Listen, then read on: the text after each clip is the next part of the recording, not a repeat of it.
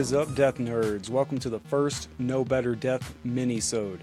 This is a test episode for an idea that I had, that idea being making mini-sodes, pretty self-explanatory. I'm just looking for a way to get the listeners through the slump between main episodes, and I thought a mini-episode every 2 weeks might be the solution. It'll put a little more death nerditry in your life and gives me an opportunity to cover stories that don't fit the theme of the main episodes, or stories that I wouldn't usually cover in main episodes. You know, I try to avoid covering famous serial killers, anything that has a Netflix documentary or 2020 special, mass shootings, drug overdoses, anything that's been covered by a dozen other podcasts and etc. on the main shows. Maybe we can explore those kind of things and other randomness on these mini-sodes. We'll see how it goes. I'm shooting for about 20 minutes or so on these, one story each episode, one and done. This also ties into the brainstorming I've been doing for Patreon ideas.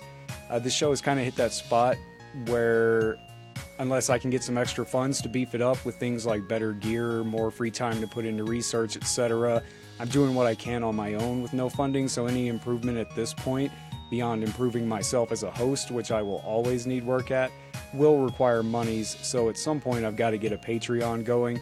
And as such, I need to start offering something others might consider paying for. And these mini episodes could end up being part of that, depending on how well these first few were received. I wrote 3 in a row and was originally going to release one every other week.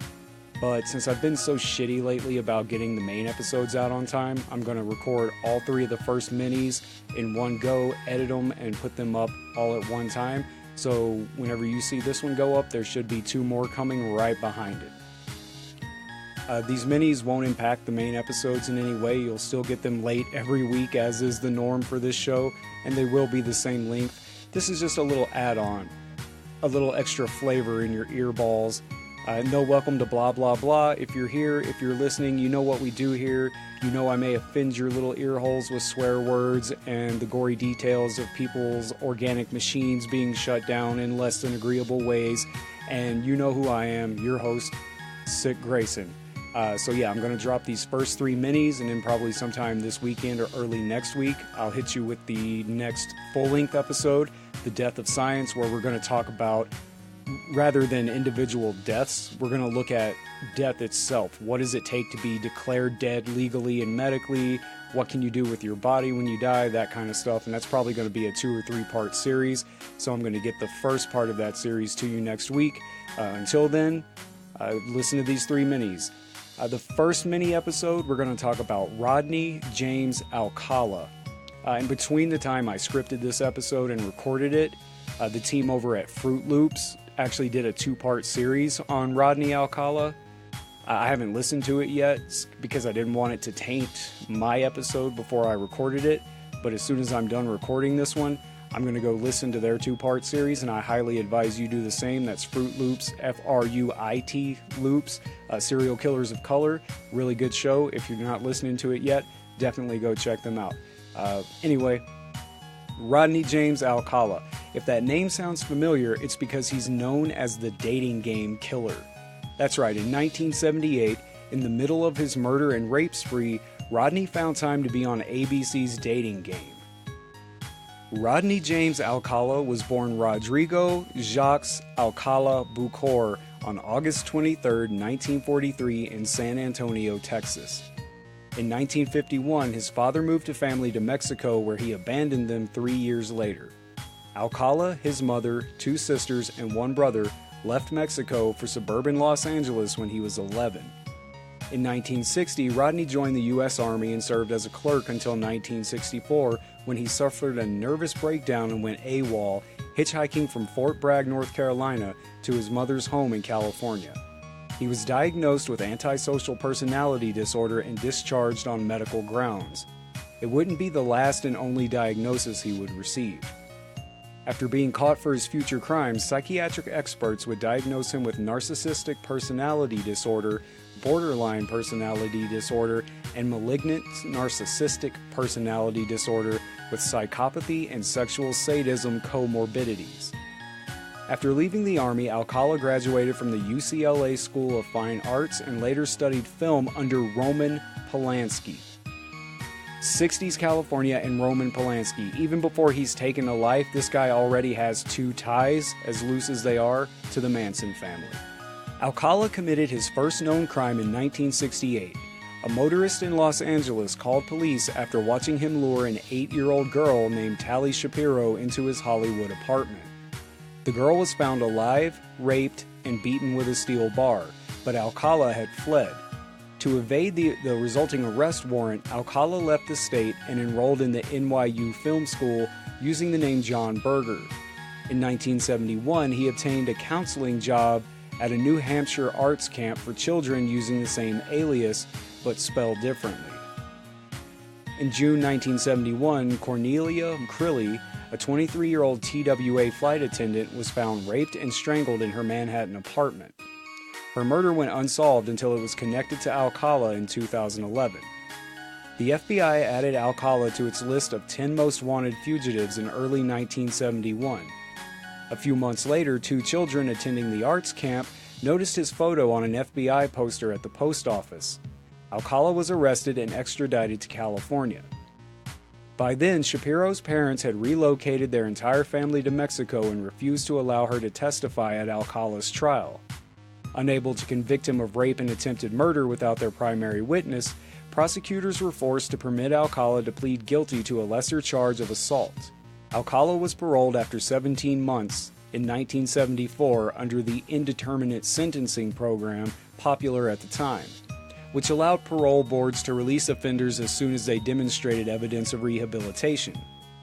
Less than 2 months after his release, he was re-arrested after assaulting a 13-year-old girl identified in court records as Julie J., who had accepted what she thought would be a ride to school. Once again, he was paroled after serving 2 years of an indeterminate sentence. In 1977, after Alcala's second release, his Los Angeles parole officer took the unusual step of permitting a repeat offender and known flight risk to travel to New York City. NYPD cold case investigators now believe that a week after arriving in Manhattan, Alcala killed Ellen Jane Hover, 23 years old, daughter of the owner of the popular Hollywood nightclub Ciro's and goddaughter of Dean Martin and Sammy Davis Jr. Her remains were found buried on the grounds of the Rockefeller Estate in Westchester County. In 1978, Alcala worked for a short time at the Los Angeles Times as a typesetter and was interviewed by members of the Hillside Strangler Task Force as part of their investigation of known sex offenders. Tied into more murder history, man. I mean, this guy was everywhere. Although Alcala was ruled out as the Hillside Strangler, he was arrested and served a brief sentence for marijuana possession.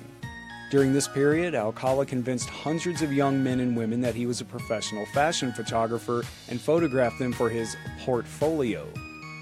A Times co-worker later recalled that Alcala shared his photos with workmates. "I thought it was weird, but I was young and I didn't know anything," said one co-worker. When I asked why he took the photos, he said their moms asked him to. "I remember the girls were naked. He said he was a professional, so in my mind I was being a model for him," said a woman who allowed Alcala to photograph her in 1979. The portfolio also included spread after spread of naked teenage boys. Most of the photos are sexually explicit and remain unidentified.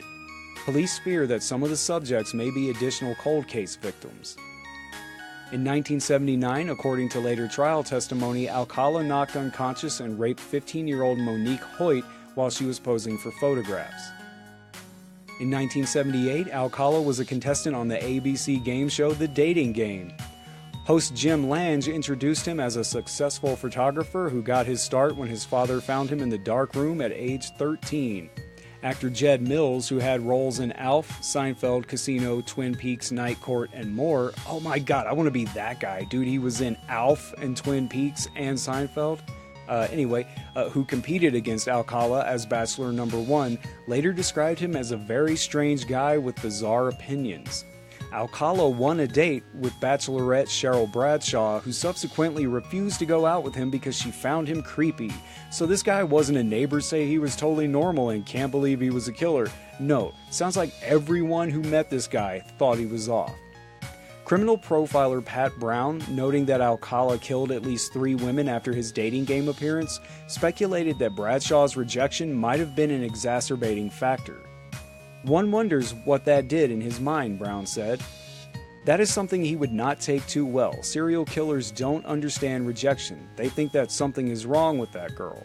So basically, did so many more people die because this chick wouldn't go out with him? Or did she dodge a very massive bullet? And you've got to be really weird if on the dating game, the chick that you won the date with won't go out on a free, all expenses paid date with you. Just think about how weird this guy has to be. Robin Samso, a 12-year-old girl from Huntington Beach, disappeared somewhere between the beach and her ballet class on June 20th, 1979. Her decomposing body was found 12 days later in the Los Angeles foothills. Samso's friends told police that a stranger had approached them on the beach asking to take their pictures. Detectives circulated a sketch of the photographer, and Alcala's parole officer recognized him. During a search of Alcala's mother's house in Monterey Park, police found a rental receipt for a storage locker in Seattle.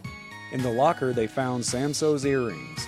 Souvenirs will get you caught every time. Is it worth it? Really? I mean, we see it all the time. These guys keep jewelry or panties or driver's licenses, and it's just a catalog of their crimes. I guess I get it wanting a memory as twisted as it is, but when you're facing life in prison or the death penalty, I don't really see it being worth it. Alcala was arrested in late 1979 and held without bail. In 1980, he was tried, convicted, and sentenced to death for Samso's murder. But the verdict was overturned by the California Supreme Court because jurors had been improperly informed of his prior sex crimes. So the first trial went nowhere on a fucking technicality after this guy already received leniency in sentencing twice. His whole serial killer murder trial was thrown out over a technicality. This is the kind of thing where one jailer just needs to take dude out back and cave his head in with a brick and say no one saw anything. In 1986, after a second trial virtually identical to the first one except for omission of the prior criminal record, he was again convicted and sentenced to death. A Ninth Circuit Court of Appeals panel nullified the second conviction in part because a witness was not allowed to support Alcala's contention that the park ranger who found Samso's body had been hypnotized by police investigators, so the second trial goes nowhere. While preparing their third prosecution in 2003, Orange County investigators learned that Alcala's DNA, sampled under a new state law, matched semen left at the rape murder scenes of 2 women in Los Angeles. Additional evidence, including another cold case DNA match in 2004, led to Alcala's indictment for the murders of 4 additional women. Jill Barcombe, aged 18, a New York runaway, found rolled up like a ball in a LA ravine in 1977, originally thought to have been a victim of the Hillside Strangler. Georgia Wickstead, 27, bludgeoned in her Malibu apartment in 1977. Charlotte Lamb, 31, raped, strangled, and left in the laundry room of a El Segundo apartment complex in 1978. And Jill Parento, 21, killed in her Burbank apartment in 1979. All of the bodies were found posed in carefully chosen positions. Another pair of earrings found in Alcala's Seattle storage locker had residue that matched Lamb's DNA. During his incarceration between the second and third trials, Alcala wrote and self-published a book, You the Jury, in which he claimed innocence in the Samso case and suggested a different suspect. You can't claim innocence when you have a dead girl's earrings in your storage unit. He also filed 2 lawsuits against the California penal system for a slip and fall incident and for refusing to provide him a low-fat diet. Well, health is important. It's harder to fry in the electric chair if there's no fat with which to fry, right?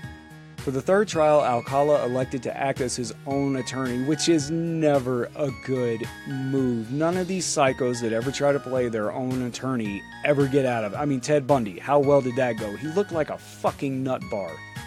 He took the stand in his own defense and for 5 hours played the roles of both interrogator and witness, asking himself questions, addressing himself as Mr. Alcala in a deeper than normal voice, and then answering them. So this guy's trial was seriously him going, Mr. Alcala, where were you on the night of blah blah blah? Oh, well, I was chilling on the beach smoking a joint. During this bizarre self-questioning and answering session, he told jurors, often in a rambling monotone, that he was at Knott's Berry Farm applying for a job as a photographer at the time Samso was kidnapped. Well, then he must be telling the truth, right? No one would dare soil the good name of Knott's Berry Farm. He showed the jury a portion of his 1978 appearance on The Dating Game in an attempt to prove that the earrings found in his Seattle locker were his, not Samso's. Jed Mills, the actor who competed against Alcala on the show, told a reporter that the earrings were not yet socially acceptable for men in 1978. "I had never seen a man with an earring in his ear," he said. "I would have noticed them on him." Alcala made no significant attempt to dispute the 4 added charges other than to assert that he couldn't remember killing any of the women. And if he can't remember it, then it didn't happen, right guys? Or, if you get on a plane and you go to a time zone that's after the time you're in, and then you kill somebody and get back on the plane and then go back to the time before it happened, then it didn't happen either, right? As part of his closing argument, he played the Arlo Guthrie song Alice's Restaurant, in which the protagonist tells a psychiatrist that he wants to kill. Excellent choice of soundtrack for a murder trial. What the fuck is wrong with this guy? I can't tell if he's crazy or just retarded. After less than 2 days' deliberation, the jury convicted him on all 5 accounts of first-degree murder. A surprise witness during the penalty phase of the trial was Tally Shapiro, Alcala's first known victim, now a grown-ass woman. She can show up regardless of what her parents want her to do, right?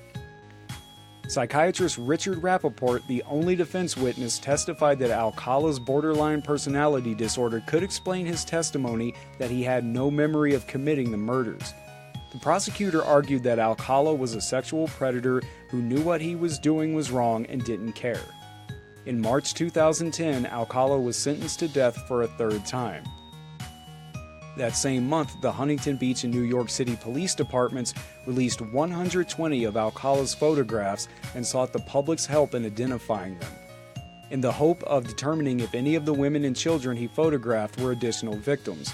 Approximately 900 additional photos could not be made public because they were too sexually explicit. In the first few weeks, police reported that approximately 21 women had come forward to identify themselves, and at least 6 families said they believed they recognized loved ones who disappeared years ago and were never found.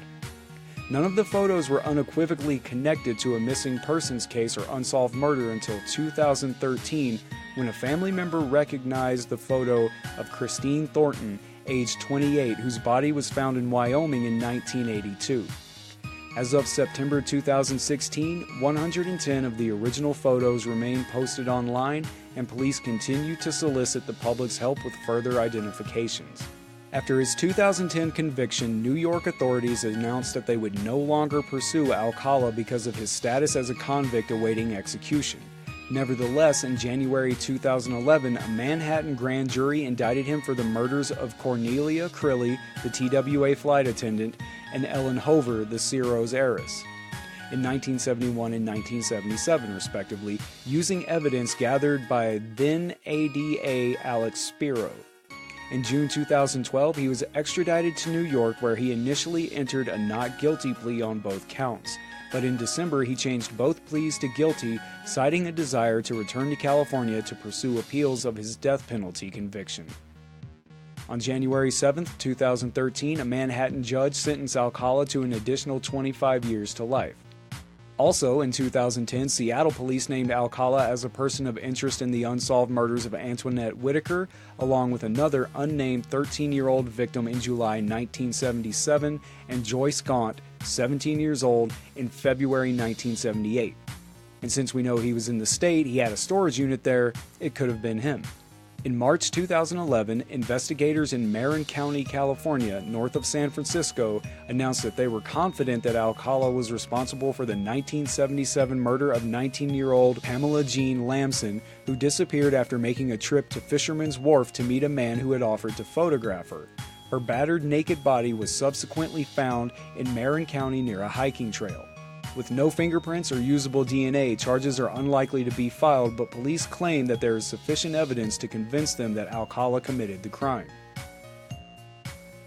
In September 2016, Alcala was charged with the murder of 28-year-old Christine Ruth Thornton, who disappeared in 1977. In 2013, a relative recognized her as the subject of one of Alcala's photos made public by Huntington Beach PD, and this was the chick who was found in Wyoming that we mentioned earlier. Her body was found in Sweetwater County, Wyoming in 1982, but was not identified until 2015 when DNA supplied by Thornton's relatives matched tissue samples from her remains. They had crossed paths during a trip Alcala's parole officer permitted him to take from California to New York. Thornton is the first alleged murder victim linked to the Alcala photos made public in 2010.